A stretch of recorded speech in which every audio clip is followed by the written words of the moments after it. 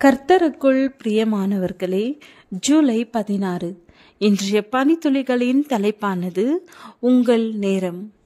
வசனம் ஏசாயா 49 அதிகாரம் 15 வசனம். ஸ்திரீயானவள் தன் கர்ப்பத்தின் பிள்ளைக்கு இறங்காமல் தன் பாலகனை மறப்பாளோ?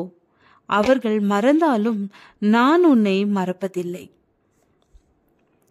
பெரும் பணக்கார பெண் ஒருத்தி உலக ஆசைகளால் இழுக்கப்பட்டு வாழ்ந்தபடியால் தன் மகளோடு மிக குறைந்த நேரத்தை மட்டுமே செலவிட முடிந்தது.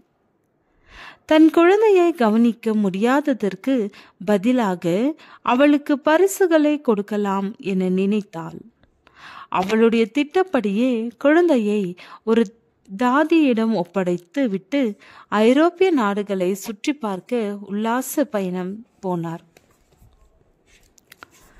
ஐரோப்பாவில் இருந்த நாட்களில் தன்னுடைய மகளுடைய பிறந்த நாளை நினைவு கூர்ந்து அழகான ஜாடி ஒன்றை பரிசாக அனுப்பினாள். இந்த ஜாடியை கொண்டு சென்ற தாதி பெண் அதை சிறுமியிடம் காட்டி, இந்த ஜாடியின் மூலம் உன் தாய் உன்னை எவ்வளவு நினைவு கூர்ந்திருக்கிறார் என்றாள். அந்த சிறுமியோ, இதை என்னிடம் இருந்து எடுத்துக்கொண்டு போ என்று கத்தினாள். அந்த பரிசை பார்ப்பதற்கு கூட அவள் விரும்பவில்லை. பின்பு அந்த பெண் தன் தாய் அருகில் இருப்பதாக நினைத்து கண்ணீரோடு கீழ்கண்ட வாக்கியத்தை சொன்னாள்.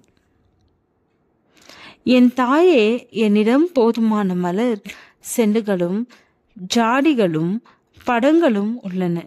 இனிமேல் எதையும் எனக்கு அனுப்பாதே, இனி ஒன்றும் அனுப்பாதே அம்மா என்று வேண்டியதெல்லாம் நீங்கள் மட்டுமே என்றாள். இந்த உண்மை அனுபவம் நமக்கு ஒன்றை புலப்படுத்துகிறது. பரிசுகளால் குழந்தைகளை வாங்க முடியாது. அதுவும் பரிசுகளை கொடுக்கும் தினம் நெருங்குகின்ற நாட்களில் அன்புள்ளவர்களை போல நடிப்பது மட்டும் போதாது. குழந்தைகளுக்கு தேவை நமது அன்பு, பாசம், அரவணைப்பு ஆகியவையே. சுயநலமற்ற அன்பினால் உண்டாகும் போதனை, கவனிப்பு, அவர்களோடு சேர்ந்து உறவாடுதலை அவர்களுடைய ஆழமான தேவைகளை பூர்த்தி செய்யும். விலகில் எந்த சக்திக்கும் இல்லாத சக்தி தாயின் அன்பான அரவணைப்பில் இருக்கின்றது என்று சொல்லப்படுகிறது. உங்கள் பிள்ளைகளுக்காக நீங்கள் செலவு செய்ய வேண்டிய சிறந்த ஒன்று உங்கள் நேரம்.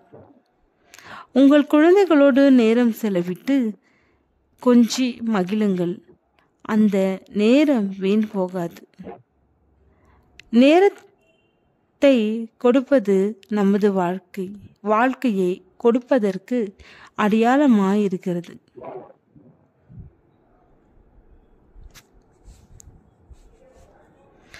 தேவ அன்பு தாயினும் மேலானது. இவ்விதமாக வேதாகமத்தில் சொல்லப்பட்டிருக்கிறது. நான் உங்களுக்கு கட்டளையிட்ட யாவையும் அவர்கள் கை கொள்ளும்படி அவர்களுக்கு உபதேசம் பண்ணுங்கள். இதோ உலகத்தின் முடிவு பரியந்தம் சகல நாட்களிலும் நான் உங்களுடனே கூட இருக்கிறேன் என்றார். ஆமேன். ஜெபம். நீர் இவ்வுலகத்தில் இருக்கிற தம்முடையவர்களிடத்தில் அன்பு கூர்ந்தபடியே நாங்களும் குழந்தைகளை நேசிக்க அருள் புரிவாய். ஆமேன்.